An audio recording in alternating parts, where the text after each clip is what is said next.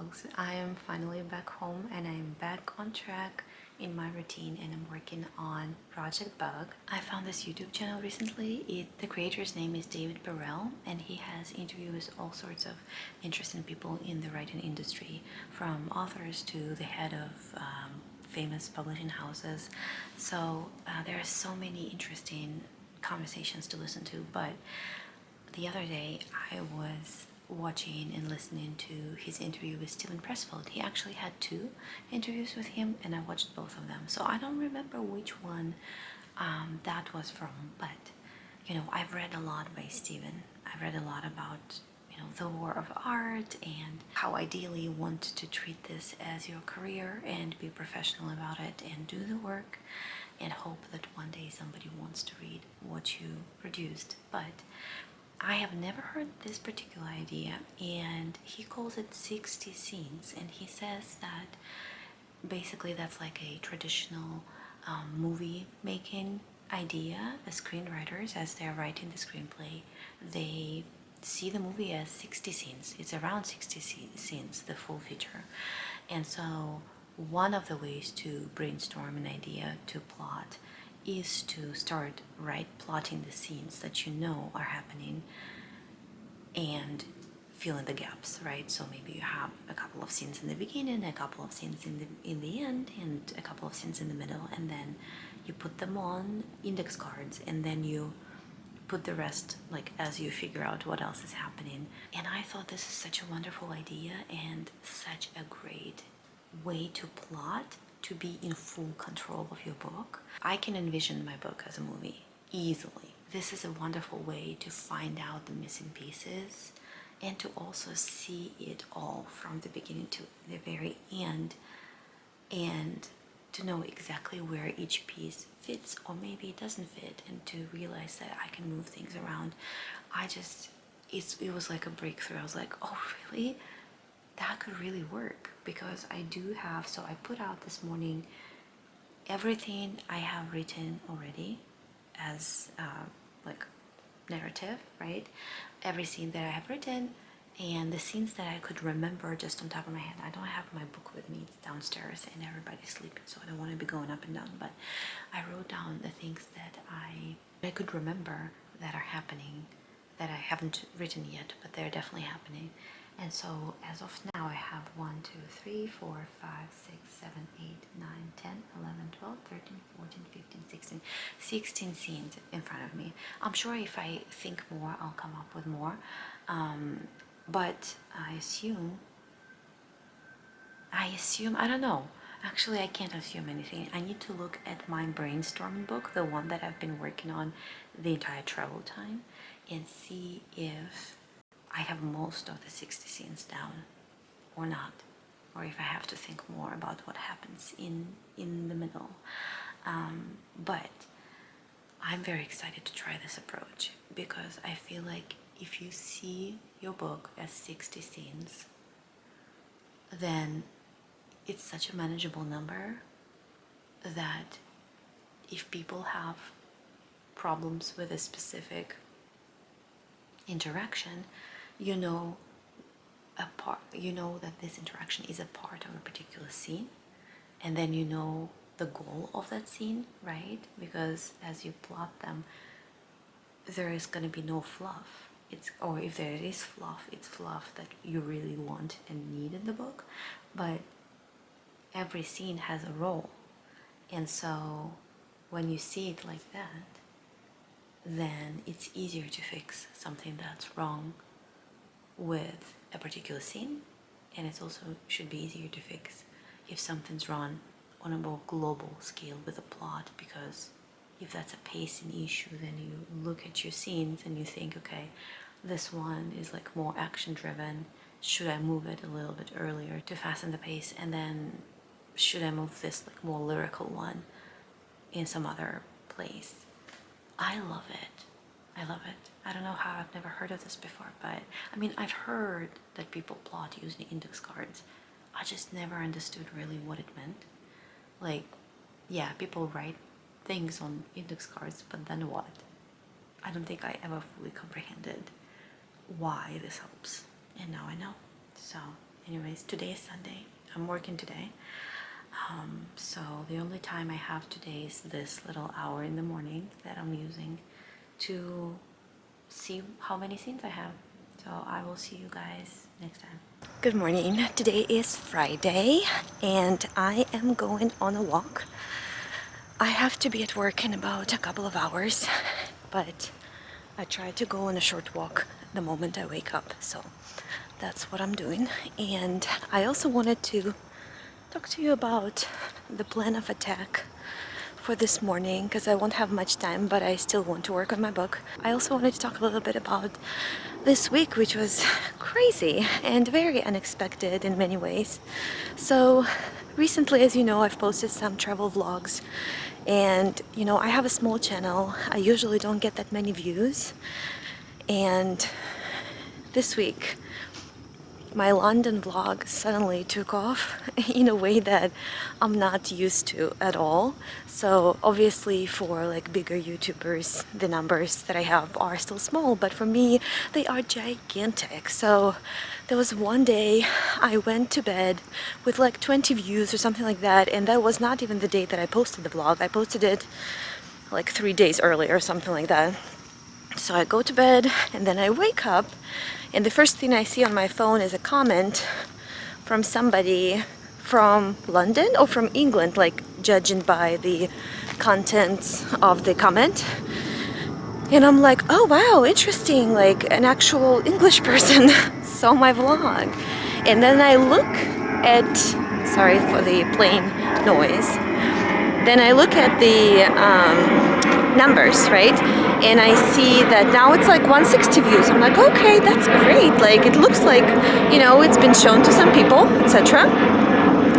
And now, a couple of days later, we're nearing 6,000 views already, which is insane. It just keeps on going, and it's insane, and people find it and people comment, and most of the comments are wonderful and lovely, and a lot of people are people who actually live in Great Britain or specifically in England, and they are giving me suggestions for the next trip to London and things like that. So that is very sweet and so fun, and it really made my week, like this whole unexpected situation. But it is also a one-time thing because obviously I'm not a travel channel. So if this particular vlog found its audience, now maybe YouTube is thinking, okay, that's a travel channel. Let me recommend future content to people who are interested in travel or to people who live in England, I don't know. And it's not going to be specifically targeted and relevant to these people because it is mostly a writing channel, and I'm mostly doing writing vlogs. I do like to do travel vlogs when it's a fun sounding bird.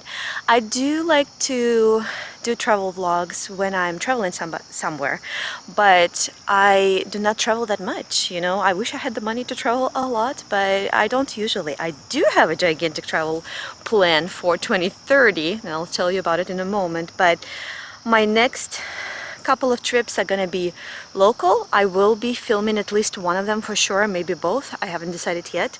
So there will be some travel vlogs at some point, and I just organized all my travel vlogs in a separate playlist. I'm gonna actually plug it right here so you guys can see if that's why you subscribe to my channel. Now moving on to my 2030 plans. So I have this crazy plan to go to 2030 Olympics in French Alps. I was somewhat considering the Olympics of 2028, the Summer Olympics that are gonna happen in LA, but what I realized, first of all, the tickets are crazy expensive. They are more expensive than the tickets were to Paris, for example, just recently. Even though it's LA, it's kind of local. I mean, it's still a 5-hour flight for me, but you know, you would expect it to be a little more accessible, but it's not. And especially the events that I would like to see there also happen to be the most popular events. So I want to see swim, so that's very popular. And in Winter Olympics, I want to see figure skating, which is also the most popular Winter Olympics sport, I believe. So, you know, I thought about it. I'm like, okay, so if I do want to make this happen, and I've never been to France, so that would be very fun. If I do want to make this happen, I need to plan and save. And I decided, why don't I also learn French when I'm at it? I just realized I woke up and I was like, I think I had an interesting dream. And now I remembered when I said about learning French. So I had a dream that I was in France and there was like a giant flood, and I was trying to escape it, and I was in this, like, there was like a big tractor, or like half tractor, half bus, and all the people on it were French. And so I go in and I say something like, where are you guys going? And they like start talking in French, and by their looks I realized that they don't like it that I didn't say anything in French, because that's what I've heard. I've heard that people in France are very, their culture and their language are very important to them, and some of them will get offended if you speak English to them. And it's very customary to be a little more official in your address. So you're always supposed to say bonjour, bonjour mademoiselle, bonjour madame, bonjour monsieur, and then go from there. And if your French is very bad, and you're somewhere like Paris, where there are so many tourists, and you know the city is overwhelmed by tourists, it's very possible that even if you do say this, they will just switch to English anyway, even if their own English is not very good, because they're busy and it's going to be easier for them to take your order and take care of things speaking English than waiting for you to speak proper French. Anyways, it does not matter though, because I used to learn French 20 years ago, and more than 20 years ago. So I used to learn French in school, in middle school and high school. I learned it for a total of 7 years. I was able to speak it. I never ever in my life used it. So, I mean, pass the greetings, probably, because I've never been to France. I've been to Gatineau, which is a part of Canada, a French-speaking part of Canada, close to Ottawa. But still, you know, it's not, I wasn't able to speak it because it's been a while when I went to Gatineau, and I just don't remember anything. So all of this is to say, my plan is to save a lot of money and learn French, and then go to French Alps in 2030, which is a very, very ambitious plan, but that's my plan. And so just this week, I started a second channel. I started a language learning channel where I'm basically learning French on camera, which, you know, I'm using to motivate myself to stick to this crazy idea and to really revive my French starting from the very beginning, because I really don't remember just the basic stuff. Like, I had to remember how to pronounce maman, you know, and so like I'm really excited to relearn French, and I'm doing 2 half-hour lessons every week. And I'm not obviously teaching it, right, or trying to present it like a teaching moment. I'm just learning it on camera. So yes, so this was also huge this week. And so let me go back, because I need to film, and there's somebody there. People are starting to walk their dogs, so I'm not here by myself anymore, even though it's pretty early. It's like 6:27. Well, I mean, it makes sense. People need to walk their dogs before they go to work. But yes, all of my business of this week was YouTube related. It was just watching the numbers go up on that video, responding to comments, and working on starting my French channel. But today, I'm gonna have a little bit of time. I want to work on Project Bug, so I will continue that 60 scene situation, and I'll probably, I think I'm over half of all the cards are filled in. So I think what I'm gonna do today is I'm gonna spread them all out and see how much I've got, and see those parts of the book that for now are more blank, And also possibly I'll go through them, I'll see, and I want to mark whether the scene that I'm, planned, if it's positive, so something good is happening, if it's negative, something bad is happening, or if it's kind of neutral, just like, a neutral development. And I hope this will let me see kind of the momentum of the book, because obviously you want to be ruthless to your character and you want bad things to happen quite often. Well, you want good things to happen, but you also need a lot of bad things to happen to keep things going. So that's the plan of attack for today.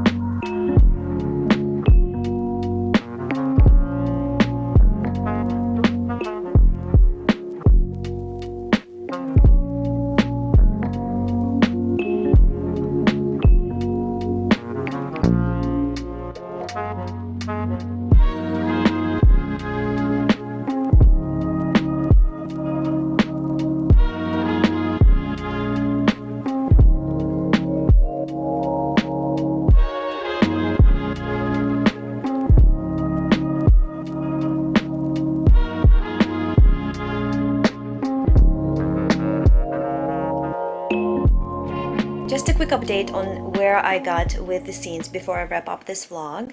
So out of 60 scenes, I have 42 down.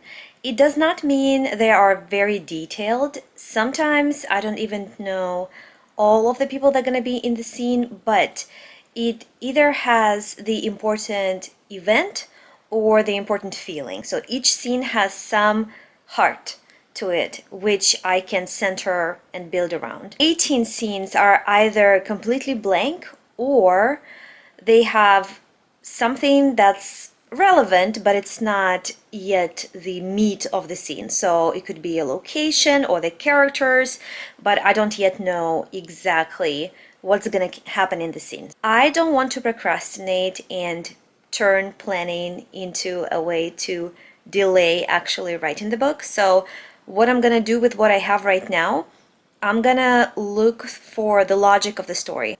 In a way, it's gonna be the synopsis. So I do have a very basic synopsis, but now I want to look at the scenes that I've got and check the logic in this manner. This happens, and because my character chose to do this, now this happens. So I want to check if the plot unfolds logically in a way that should be unfolding, because this was one of the comments I got on my previous project, that the logic of the main character wasn't quite, like the reader could not quite figure out why the main character, jumped to certain conclusions or did certain things. So I want to make sure that the story holds logically. But otherwise, I don't think I'm gonna wait till I have every single scene come to me, because this can take forever. And I feel like it turns into a form of procrastination in a way. So after I check for the logic, and maybe, by doing that, also uncover a couple more scenes, I'm just gonna work with what I have and I'm gonna start drafting, because I need to get to the point where I'm expecting myself to stick to hard numbers. This is how I wrote the previous book. I decided I would write 1,000 words every single day, no matter what, no matter if I'm sick, no matter if I'm tired, and I did that. So even if I couldn't do it like one day, I knew I had to build it up to the previous day or the day after, so that overall I have 1,000 words every day.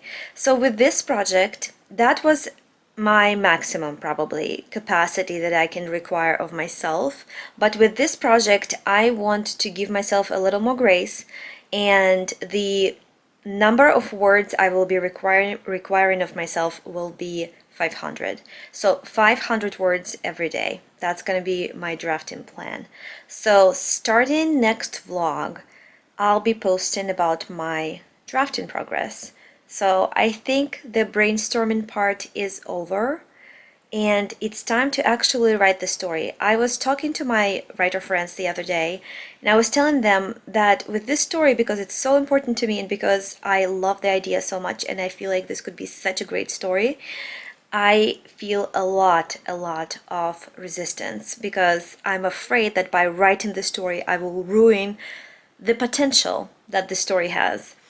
And this is something I just have to work through. I can sit here and dream about what a wonderful story this will be once it's written, but nobody's gonna write it. And I mean, here's the thing too. If somebody else wrote the story, like something very close to it, I would be so upset with myself that I didn't see it through because I love the idea that I have currently for this story and I want to see it through. So that's why next vlog will be drafting. But just to wrap up the 60 scenes idea, I think it really works. I think it really works. And if you want to like see it through, like really like get all your 60 scenes down, it might work even better, but then still don't get attached to the ones that you have because you might have to rewrite or get them out and put a new one in. So it leaves you space for creativity. So that's why I think it's such a good approach, especially if you're a planner, something in between the pantser and the planner, like I am. So if you want to have a little bit of a plan, you don't want to do just explorative writing, but at the same time, you want to have enough freedom to discover more about the story and the characters as you go. I think this is actually a great framework to work from. If that's the kind of writer you are, you should try it. And let me know if you have any other tips or tricks on like how you try to structure your work if you are this kind of a writer who's not like rigid planner, but not always pantsing your way through. Anyways, that is all I've got for you today. Thank you guys so much for watching. Don't forget to like this video, subscribe if you haven't already, and I will see you in my next one. Bye!